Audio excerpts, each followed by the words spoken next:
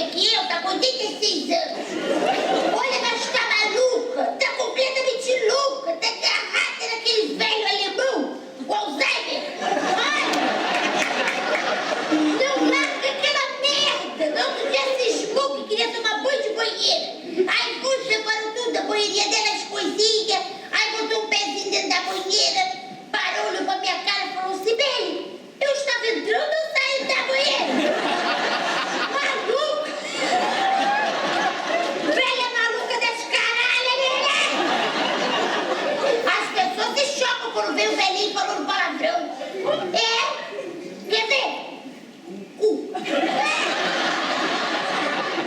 Lá é meu cu. Ô, Cleiton.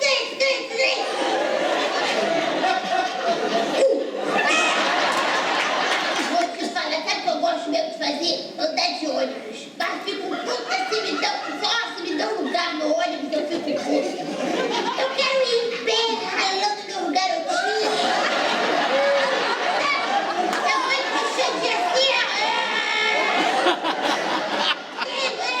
eu fico que nem um Gleice assim, coisa boa da terceira idade, uma coisa boa, tem coisa muito boa da terceira idade. Por exemplo, o sexo da terceira idade. O sexo da terceira idade é muito bom.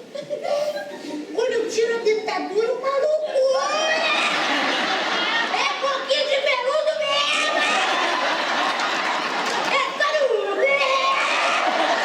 Mas tem coisa ruim também, tem coisa ruim. Minha memória é tão horror. No outro dia eu tava jogando biriba com uma amiga minha. Aí tô lá jogando. Não me lembrava o nome da filha da puta.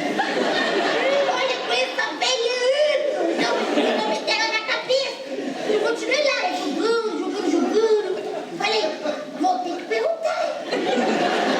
Ô, minha amiga, agora você viu minha cabeça, né? Te conheço há tanto tempo.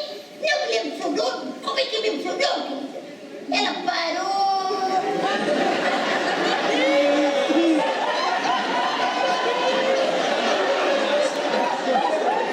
Eu vou massacrar uns 2 minutos. Aí me perguntou, você precisa dessa resposta pra conta?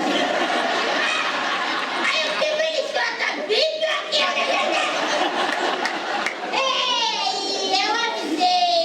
Tô toda mijada. Vou precisar de ajuda desse gostosinho. Ô, Gleicinho, gostosinho. Fica pertinho da vovó, você vai gostar.